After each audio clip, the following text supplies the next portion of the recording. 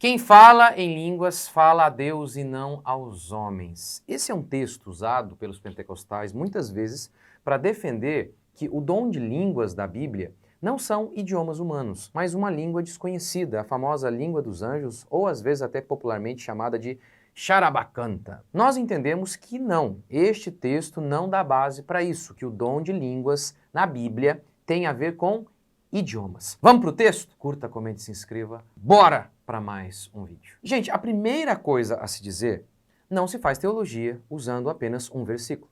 Você tem que respeitar o contexto imediato e o contexto mais amplo da Escritura. Ou seja, não apenas, por exemplo, estamos lendo 1 Coríntios 14, não respeitar apenas esse contexto imediato, mas o contexto mais amplo, toda a doutrina bíblica. Ora, é justamente daí que saem os erros, que saem as heresias, quando você não respeita esse princípio de abarcar, de abraçar todo o contexto da Bíblia. A Igreja Católica, por exemplo, defende a justificação pelas obras, diante da passagem que nós lemos lá sobre o jovem rico, quando o jovem rico pergunta para Jesus o que ele tem que fazer para ser salvo. E Jesus diz, cumpra os mandamentos. Tá vendo? A salvação é pelas obras. Ora, mas em todo o restante da Escritura, a salvação é pela graça. É óbvio que então, nesse texto, a salvação não seria pelas obras. Sendo assim, você precisa do todo, das passagens bem claras e óbvias, para explicar essa fala de Jesus Cristo. E aí, então você entenderá que de forma alguma Jesus está defendendo a salvação pelas obras. Vamos começar então por Atos 2. Em Atos 2, a gente tem o texto em que o dom de línguas ocorre. E é o único lugar em que o dom de línguas é visto assim com tantos detalhes, em que a gente pode de fato ver o que era esse dom. O contexto disso aqui. Por conta do dia de Pentecostes, havia judeus de todas as nações ali. Então o Espírito Santo desceu e os discípulos começaram a falar em outras línguas, que eram idiomas. Agora, deixe-me mostrar isso para vocês no texto. Vamos lá. Seguiu o amor. Vamos aumentar isso aqui? Deixa eu aumentar aqui. Vocês conseguem ver bem aí? Seguiu o amor... Opa, desculpa. Vamos voltar aqui. Aqui sim, daqui a pouco a gente vai para aquele outro texto lá, que é 1 Coríntios 14. Atos 2. Ao chegar o dia de Pentecostes, estavam reunidos no mesmo lugar. De repente veio o som, como de um vento impetuoso, encheu a casa. E apareceram línguas, como que de fogo, distribuídas entre eles, e sobre cada um pousou uma. Todos ficaram cheios do Espírito e passaram a falar em outras línguas, conforme o Espírito concedia que falassem. Estavam em Jerusalém judeus piedosos de todas as nações. Então, tudo isso aqui é importante. Não dá para ignorar esses detalhes. Pousou uma língua sobre cada um deles. Havia ali judeus de todas as nações, ou seja, falavam idiomas. E a gente continua, vamos lá. Verso 6.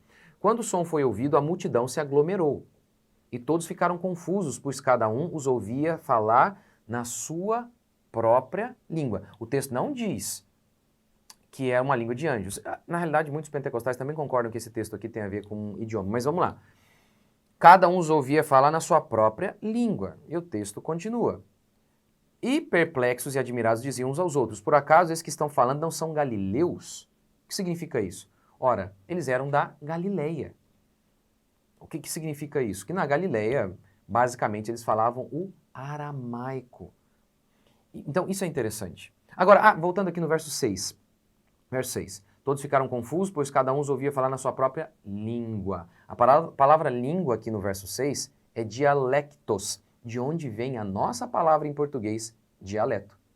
Como definido pelo dicionário da Strong, língua ou linguagem própria de cada povo. E aí a gente volta aqui. Não são galileus, ou seja, na Galileia eles falam o aramaico. Como, sem ter feito CCAA, essas pessoas estão falando no nosso idioma. E para ser explícito, para não deixar margem para dúvida de que é exatamente isso que eu estou falando, eles começam a ser bem explícitos. Vamos lá, verso 8. Como então cada um de nós os ouve falar em nossa língua materna? Aí é a pá de cal. Não, mas tem mais ainda. Verso 9. Somos partos, medos, elamitas, habitantes da Mesopotâmia, da Judéia, da Capadócia, do Ponto, da Ásia, da Frígia, Panfilha, Egito, regiões da Líbia próximas a Cirene, romanos aqui residentes, e judeus convertidos ao judaísmo. Vamos lá, outro aqui, cretense e por aí vai. Ele vai falando várias, né, como os ouvimos falar em nossa própria língua. Esse é o texto mais importante aqui.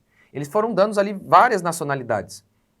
Todos os ouvimos falar das grandezas de Deus em nossa própria língua. E o que é isso? E aí então alguns zombavam, né? Uns zombavam, dizendo, estão bêbados. Mas alguns não, alguns estavam atentos, queriam entender aquilo. Ou seja, com base nesse texto, em todo o contexto, fica muito claro que o dom de línguas aqui são de idiomas. Tem que se levantar também uma consideração que em nenhum outro momento se declara que eles falaram um outro tipo de dom. Este é o único lugar em que o dom aparece com toda essa riqueza de detalhes. Supor, portanto, que no restante do livro de Atos eles falaram um outro dom, não faz sentido algum, é uma inferência que não tem base bíblica. A não ser que houvesse uma definição clara, uma direção em contrário, mas não há. Outro detalhe importante também é que, como lá em 1 Coríntios 14, que eu já vou ler com vocês, lá a gente lê o seguinte, o dom de línguas é um sinal para os incrédulos. O que de fato aconteceu aqui em Atos 2.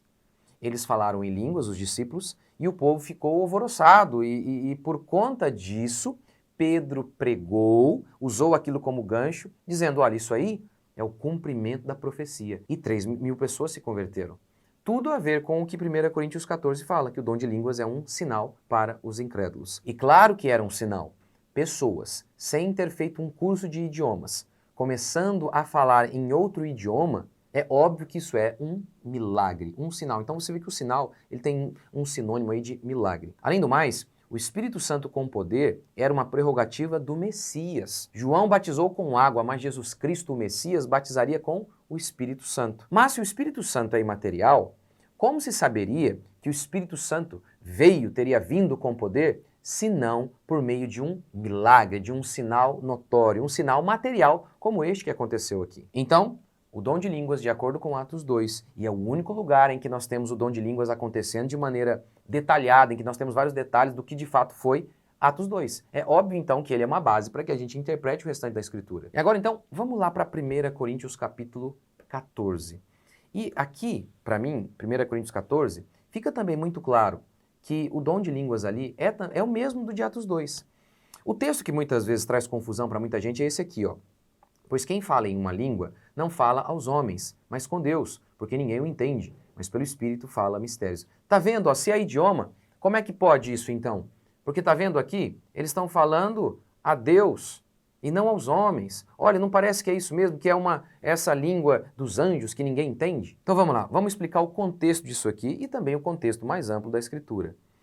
Aqui, do verso 3 ao verso 12, Paulo vai seguir explicando que falar um idioma que ninguém entende no meio do culto não faz sentido algum. Aí você fala só a Deus. É óbvio, se você está falando de um idioma que ninguém entende, você está falando só para Deus, porque só Deus que entende. Esse é o sentido aqui de fala com Deus e não aos homens. E é isso que ele vai mostrando, ó. Vamos lá. Verso 3. Mas quem profetiza fala aos homens para edificação, exortação e consolação. O que fala em língua edifica a si mesmo. Porque ali era um culto dos cristãos, com pessoas daquela nacionalidade apenas. Então aquelas pessoas não entendiam nada. Então gostaria que vós todos falassem em línguas, mas que muito mais profetizasseis. E aí ele vai defendendo isso até o verso 12. Ele vai citar esse exemplo. Verso 8. Porque se a trombeta tocar de modo incerto, quem se preparará para a batalha? Então vocês estão sendo como uma trombeta que dá um tom incerto, porque ninguém está entendendo o que vocês estão falando ali. Verso 10. Por exemplo, há muitos tipos de línguas no mundo e nenhuma delas sem sentido. Agora, se vocês estão falando aqui em idiomas estrangeiros apenas com judeus, ninguém está entendendo. Verso 11. Se, pois, eu não souber o sentido da língua, serei estrangeiro para quem fala, e quem fala será estrangeiro para mim. Ainda você percebe a questão de estrangeiro, de nacionalidade. Voltando aqui, um texto importante também é o verso 12. Assim também, vós que estáis desejosos de dons espirituais, procurai desenvolver os que servem para a edificação da igreja. Qual edificação a igreja estava tendo se eles falavam no idioma que aqueles judeus não entendiam? Não fazia sentido algum. E vamos lá para o verso 20. Vamos lá. Essa é a conclusão de Paulo.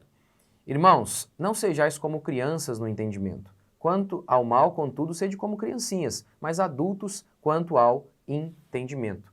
Então, o que Paulo está fazendo aqui? Vocês estão agindo como meninos. Se vocês falam em uma língua que ninguém entende, isso não edifica ninguém, porque ninguém entende. Desse modo, vocês estão falando apenas a Deus. E assim, vocês estão sendo meninos, vocês não estão usando o dom da maneira correta. Portanto, o que nós temos aqui em 1 Coríntios capítulo 14? Um mau uso dos dons. E Paulo então está corrigindo. E aí, Paulo cita um versículo para mostrar que o dom de línguas é de fato idiomas, verso 20. E aí Paulo cita um versículo que mostra de fato que aqui também o contexto do dom de línguas tem a ver com idiomas, verso 21. Vamos ler. Está escrito na lei: falarei a este povo por intermédio de homens de outras línguas e por meio de lábios de estrangeiros, mas nem assim me ouvirão. Na lei está escrito que ele vai falar com este povo por meio de lábios de estrangeiros. Na lei onde? Isaías 14, 21, que declara isso aqui. Na verdade, ele falará com lábios que gaguejam e por língua estranha a este povo. Qual é o contexto de Isaías? Deus havia enviado vários profetas, falando numa linguagem clara, no idioma deles, chamando-os ao arrependimento. Mas eles não ouviam, eles continuavam no pecado. Então Deus diz o seguinte: ok, já que vocês não entendem quando eu vos falo de maneira clara, então vocês vão entender a linguagem do juízo. Eu vou enviar os assírios, que falam uma língua estrangeira, e eles vão julgar vocês. E, falando no idioma que vocês não entendem, aí vocês vão me ouvir. Aí vocês vão me entender. Então é basicamente esse o contexto.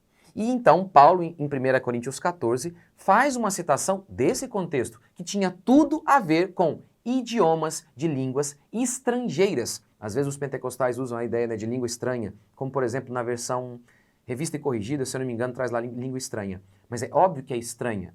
Toda língua estrangeira é uma língua estranha para nós, nós não entendemos. E Paulo continua. Veja bem, olha o que ele diz aqui no verso 22. Desse modo, as línguas são um sinal, não para os crentes. Então, tudo isso aqui, olha o contexto daquele versículo primeiro lá. Quem fala em línguas, numa língua estrangeira, está falando a Deus e não aos homens. Vocês estão num culto, só tem vocês aí os cristãos, só tem os judeus aqui, e vocês estão agindo como meninos, porque ninguém está entendendo o que vocês falam. Quem profetiza fala na linguagem humana que vocês compreendem. Agora, em línguas estrangeiras, é uma linguagem humana que vocês não entendem. Qual é o sentido disso? E aí ele fala, as línguas são um sinal não para os crentes, mas para os incrédulos. Como eu disse, isso concorda com Atos 2, em que ao verem o sinal, aqueles incrédulos, ao verem o sinal, o povo teve uma comprovação de que aquilo não era obra de homens, mas de Deus. Um sinal é um milagre, uma prova para confirmar que aquilo de fato era de Deus. Jesus, pois, operou também em presença de seus discípulos muitos outros sinais, milagres, que não estão escritos neste livro. Estes, porém, foram escritos para que creiais que Jesus é o Cristo, o Filho de Deus, e para que crendo tenhais vida em seu nome. Lembra quando João Batista perguntou se Jesus era o Messias? O que Jesus respondeu? Os cegos veem, os coxos andam. Ele citou sinais, milagres. Ele respondeu mostrando que aqueles sinais que ele operara eram mais uma prova de que Jesus era o Messias. Os sinais, portanto, vieram para que as pessoas acreditassem, não no escuro, mas Deus deu um sinal, um milagre, uma prova de que aquele ali de fato era o Messias. Agora, o texto de 1 Coríntios 14 está dizendo que o dom de línguas é um sinal, ou seja, é um milagre. É um milagre que serve de sinal. Nesse sentido, é impossível que o Charabacanta, que a língua dos anjos, tenha a ver com o dom bíblico de línguas. Essa língua seria uma língua dos anjos, ou seja, uma língua que ninguém fala neste mundo. Sendo assim, isso não tem como ser sinal. Que sinal é este que ninguém tem como saber de fato, como provar de fato que é um milagre? Se uma pessoa começa a falar na língua dos anjos, como não há ninguém neste mundo que entende essa linguagem, não tem como provar que essa pessoa de fato está falando a verdade. Crer nisso é um salto de fé no escuro. Ou seja, isso não é um sinal. Pastor, mas numa reunião, o pastor começou a falar em língua dos anjos e outro interpretou. Ora, se ninguém fala esse idioma, Como provar que aquele que falou e aquele que interpretou estão de fato falando a língua dos anjos? Ou estão simplesmente repetindo palavras sem sentido? Ou seja, você precisa confiar no escuro, que é exatamente a base das falsas religiões. Maomé disse que viu. Quem viu com Moisés? Como crer nele? Tem algum sinal? Não tem. Você tem que crer de fato no escuro. O dom de línguas é um sinal para os incrédulos, diz Paulo em 1 Coríntios. Se um ímpio entrar e vir as pessoas falando no idioma que ninguém conhece, numa língua dos anjos, isso será um sinal? De forma alguma. Agora, se ele entra e vê, por exemplo, o seu empregado, ele é um chefe, vê um empregado que não fez CCAA, falando em japonês, aí esse ímpio dirá, meu Deus, isso é um milagre. Ou ele pode até ficar confuso, estupefato, mas ele vai notar, isso aqui, o que está acontecendo? Alguém me explique isso. Aí então o Pedro vai, prega, e 3.000 pessoas se convertem. Portanto, eu tenho um silogismo básico aí para explicar isso aqui. Primeiro, o dom de línguas é um sinal, ou seja, um milagre. Um sinal é algo que precisa ser verificado. Logo, o dom de línguas dos pentecostais é falso, porque não tem como comprovar que aquilo é um milagre. Você, de fato, precisa crer no escuro. E aí? Fique à vontade, pode comentar aqui. Eu tentei fazer de maneira respeitosa o vídeo. Fique à vontade também para comentar o que você quiser. Tá tudo errado, não tem problema. Fique aqui, deixe seu comentário aqui nos comentários. Deus abençoe, até o próximo vídeo.